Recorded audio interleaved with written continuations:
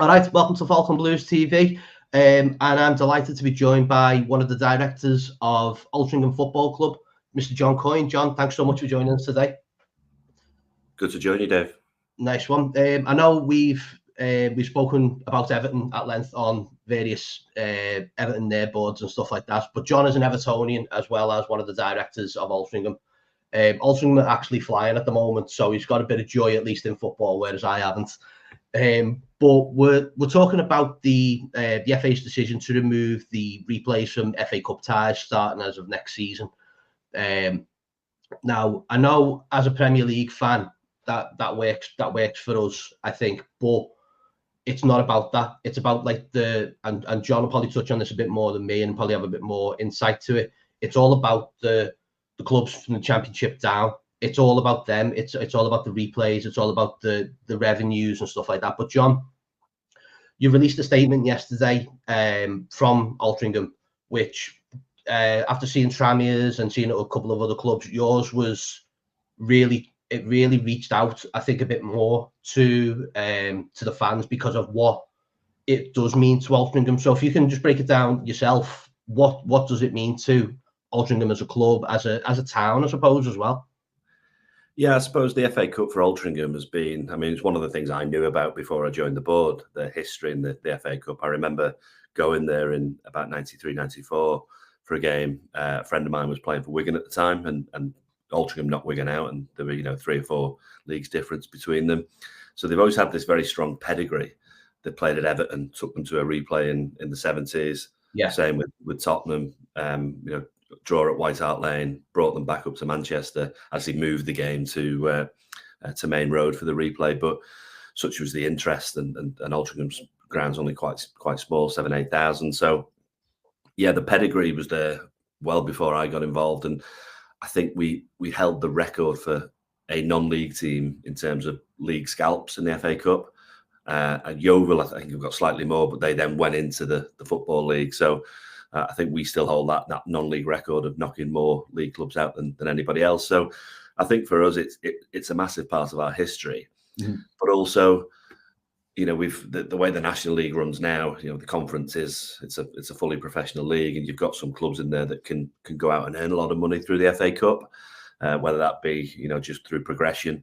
And I think to remove replays is just a bit short-sighted. No consultation, as we know, and it's I suppose for us we wanted to see what the reaction was. We didn't rush the statement out because we know how much the FA Cup means to our fans and to the history of the club.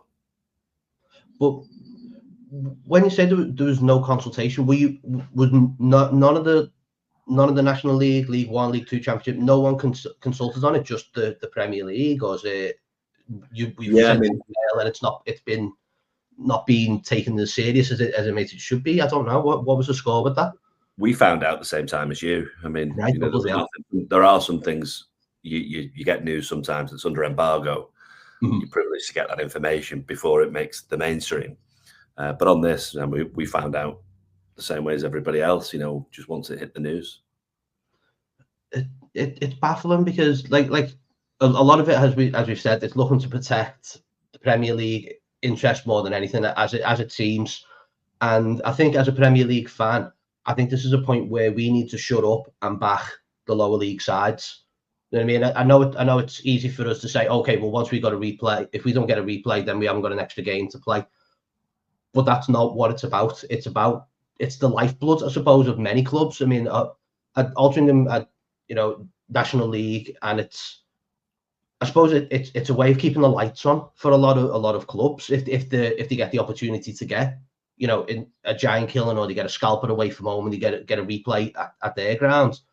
That's their opportunity for that doesn't just pay the players' wages. That's everything. Yeah, it does. It allows you to invest into the community, into your infrastructure, into your stadium, and obviously with better facilities, it allows you to grow as a club. But you can't do that if you're just sort of robbing Peter to pay Paul every week. And I think we think if you and loads of clubs have done this, but you share the gate receipts with an FA Cup tie with the opposition. So if we got a home tie against Man United and it was a sellout at Moss Lane, 6,000, and we would share those gate receipts after cost with Man United. Won't make an absolute blind bit of difference to them. Yeah. But it'd be great for us. If we then got a replay, you imagine taking that 6,000 up to 75,000 at Old Trafford, and their match day income will suddenly, and the prize money is good from the FA. To be fair, I can't fault them with that. When you go on a good FA Cup run, the prize money is very good for clubs at our level. I mean, it wouldn't make a blind bit of difference to Everton, given the terrible runs we have in the trophy, but also just the numbers aren't. It's more skewed towards, if we got to the third round, fourth round, the numbers for us would be game changing. Yeah. And if you then go on and have that replay at Old Trafford, that's your opportunity to share. And I don't know what, let's say Man United's gate receipts for a game are about £1 million. You take the cost away of the stewards, the police, and everything that's associated with that.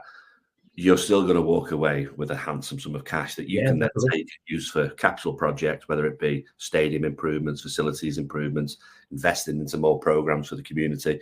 So there's so many things you can do off the back of that one replay. And that's the same every year when that draw's made. If you go on a good cup run, and we've had it, we went to Portsmouth a couple of years ago when they were in the Championship, and that's a great tie for us. You jump in, that was a second round tie, and you're thinking, please get one of the big sides who are in this. Yeah. And we did. And the carrot at the end of that one, we'd have actually played Arsenal, but we ended up losing to Portsmouth. But having that cup run just gives you the income and the revenue to go on and do something else.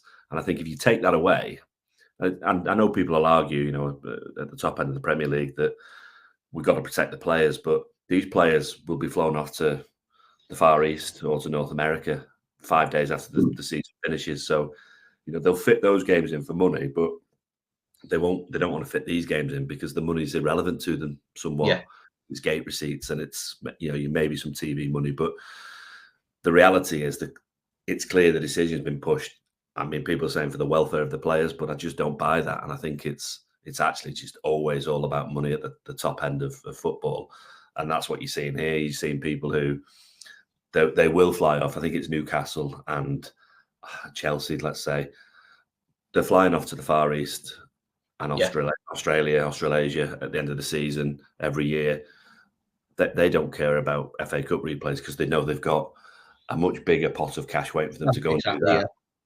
And then you've got the flights and you've got the players' welfare to think about that way. So I don't buy that part of it. I suppose then it's almost like now you're banking on away ties in that sense, aren't you? I mean, if you're getting a bigger share of the pot, so say you do progress into the third rounds or whatever, and you do get someone like Man United, you're hoping that that's an away game, almost, aren't you? With the way the scenario looks, because you're thinking, well, okay, we're not going to get the biggest gate receipt at Moss Lane, so we may as well hope that we get an away tie. But then that could be the end of your progression in the FA Cup on one night. I mean, you might get the gate receipt, which might be all good and well, but then you don't just want that. You want to keep going and going. But if you've not got that replay, then it makes a mockery of it, and it's sort of like, well, all the lower league sides are now banking on an away tie to get bigger gate receipts, and that for me that doesn't seem right. I know, like you say, the Premier League sides won't be too interested in the money and things like that, but as a club, as a community club and stuff like that, they're the kinds of things that you are banking on. It is, and it's funny because I mean, from my perspective, and this is, I can't speak on behalf of the club, and I certainly wouldn't speak on behalf of our finance director, who would definitely want the away tie. But as a football fan growing up in the era that we did, I definitely want the home tie because the nostalgia of the FA Cup, the magic of the FA Cup as it was. I moan constantly on Twitter around semi-finals being at Wembley. Now I know that's because the FA want to pay back the cost of the stadium, but it's been almost 20 years now since they built the new Wembley, and they're still doing these semi-finals. And it'll be great for Coventry today because they've not been to Wembley as many times as Man United, Man City. I know they were there in the playoffs, but for them, that's a magical day out, and I get that.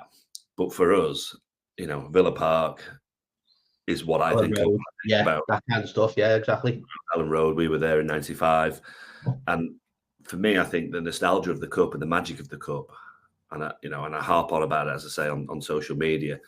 I'd rather Alti get the home tie have a slightly better chance of winning the tie. But then the best case scenario would be then to get the replay, because the likelihood is if we got Man United, I'm almost certain it'd be televised. Yeah. Two teams in the borough of Trafford, neighbours essentially. We have a partnership with them for through youth and player pathway, and I think that would be televised. So there's cash there.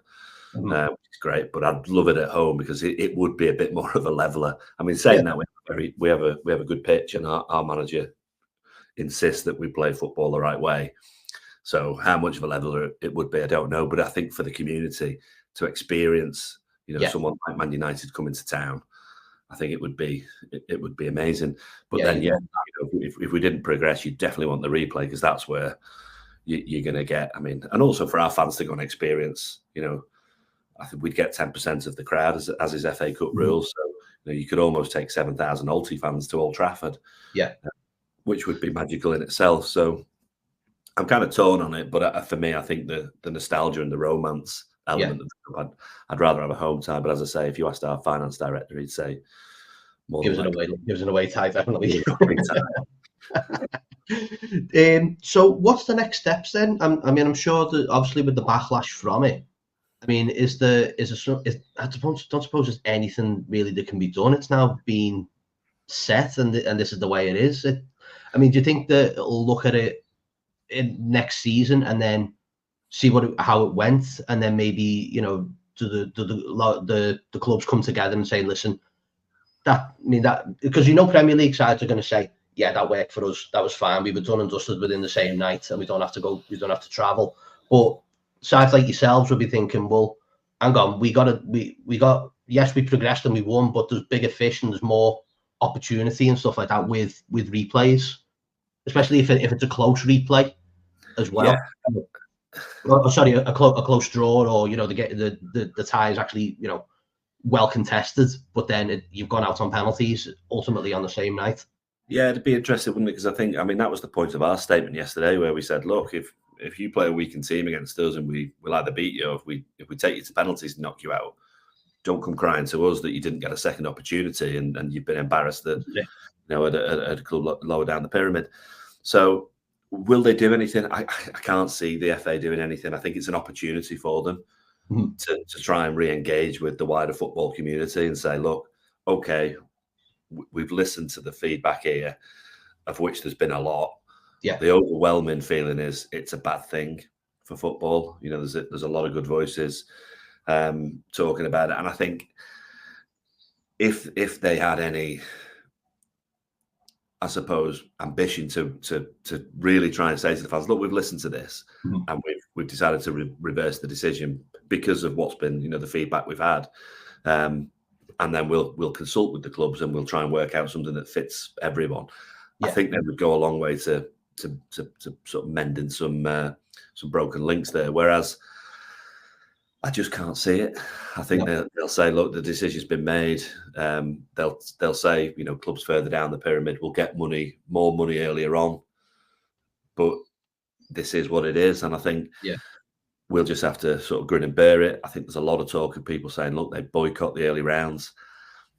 Whether they would or not, I don't know. I mean, it's not something we've certainly talked about. Isn't it, with finance and stuff, yeah. Yeah, you kind of cut your nose off to spite your face, but also there is that element of just accepting it, which we don't want to do either. So I'm hoping that the FA will see a little bit of sense here. But who knows? I mean, Gary O'Neill, a lot of people are pointing the finger at the clubs who are in Europe, but Gary O'Neill said it, I think, yesterday or the day before, talking about they've only got a squad of 19 at any point during the season. If they then get injuries, why does he want another game? So he's doing it from a club like Wolves, and for different reasons. He's sort of saying, it is player welfare, and I kind of get that. But then you see Pep after the game yesterday, and saying, look, we had to play Wednesday night against Madrid, and then we play Saturday against Chelsea. Why couldn't we have played Sunday when Coventry or Man United or Chelsea had a game midweek? So I get his point there. You kind of going, but that's just a scheduling thing. That's probably down to TV or potentially the trains, so fans getting down there from Manchester. Yeah. So there's decisions made, and I just feel that if they, the FA knew when they were deciding which semi-final was on which day. They knew City were playing midweek against Real Madrid. So I really don't understand, the need. Yeah. Things like that you just look back at and you think, well, that just seems like common sense. Why do that? Mm-hmm. The rest of it, the likes of Klopp, and he's gone anyway. For him to be moaning around extra games, well, don't enter it. Don't enter it. Do us all a favour. Spoken like a true Evertonian there, mate. But John, it's been great to talk to you about this. I think it's good to get the perspective from the lower league sides to understand their concerns and their thoughts about it, because I think a lot of the Premier League clubs have probably just gone, okay, that works great for us, but there's the lifeblood, there's the finance, there's the community, there's the staff, there's keeping the lights on in the building and things like this. It's that kind of, and not just that, like you say, the main one is the romance of the cup. I mean, the FA Cup, they'll harp on about it like it's the most magical tournament in the world and stuff like this, the most traditional and stuff like that. But if they're robbing traditions from it, then you're just taking the piss out of it and making a monumental cock of yourself when you're coming out with these decisions. Like, there's no thought process. It's like, okay, we'll just go and protect the money, really. We'll protect those clubs, and then everyone else will just fend for themselves. But thank you for having a chat with me. I appreciate you coming on. But as we're talking about Altrincham, then 1-0 yesterday, they stuck it into the playoffs. So yes, and that's going to, as you said before, that's going to be moving quite quick. So how does the playoffs work? Is it league, National League? Is it in, aren't you? Yeah. So so we go up.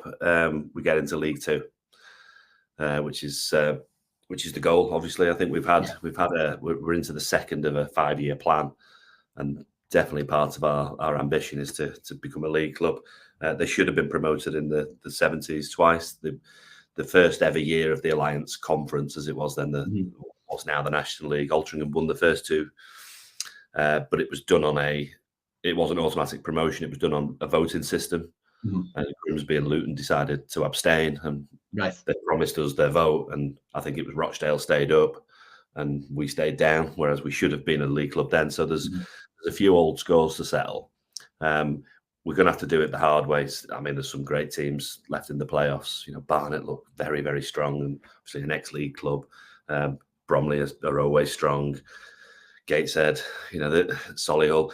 These are sides that are all able to go and compete in League Two. Yeah. So we play Halifax again. We've not had the best of times. We knocked them out the FA Trophy.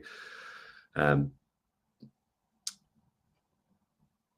knocked us out the FA Trophy last year, and then we played them Boxing Day. They beat us, and they were a better side than us. And then so we've had mixed fortunes against them.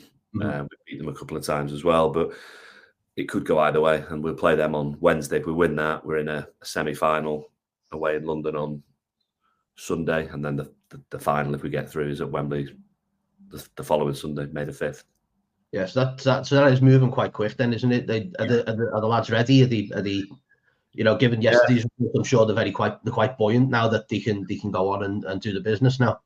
Yeah, we had our end of season awards planned for the post game yesterday, and usually it would be 8 p.m. black tie affair, really nice, but we couldn't do that. The players couldn't have the players because it was an early kickoff at 12:15. All the ties yesterday kicked off at 12:15, so we did it straight after the game, and then the players were just sent home.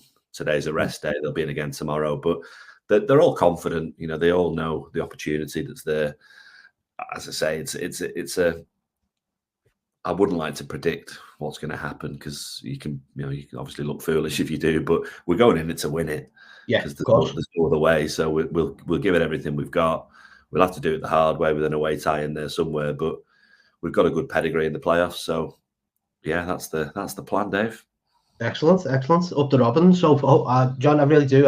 For yourself, as I said, I've spoken to you loads of times over the years on Everton message boards and stuff like that. But obviously, really nice to talk to you and just to find out more about Altrincham. So best of luck for the rest of the season. Cheers, Dave, and up the toffees. Colin Chong. So I'll leave it at that. But yeah, John, thank you so much for joining us. I won't talk about Everton. I'm going to keep this pretty much Positive. everything central today, make a change. Just make sure you're subscribing to the channel yourself now, John. You're going to have to join in. And up the top is Colin Chong, and I'll speak to you after Forest in a bit.